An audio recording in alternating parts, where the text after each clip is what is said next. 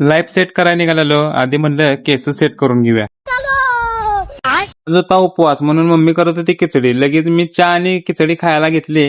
पोटभर खाल्लो आणि गेलो सरकारांपाशी. सरकार झोपलेलं, सरकार काय उठणार म्हणून जरा त्यांना उठवायचा प्रयत्न करत होतो. तवर त्यांच्या आत्यासाहेबांचा आला व्हिडिओ कॉल. त्यांना म्हणलं बसा तुम्ही गप्पा मारत. मी डब्याची पिशवी घेतली आणि निघालो कामाला. मलकापुरात या रस्त्याने जाताना एकदम फ्रेश वाटते. सकाळचं वातावरण एक नंबर असते. डायरेक्ट आलो शैलेशभाईपाशी. शैलेशभाईला घेतला आणि गेलो डायरेक्ट त्याला घेऊन चहा प्यायला.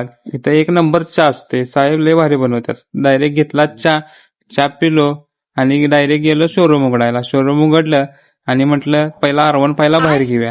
तिथनं पुढे लागलो आपण आपल्या कामाला.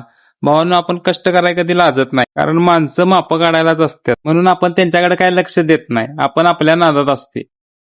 लोक काय बोलतात ते बोलू दे, आपण आपलं काम करत राहायचं. कारण नशीब बसून बदलत नाही तर कष्ट करून बदलतं. तर भावांनो, आवडला असेल तर लाईक करा.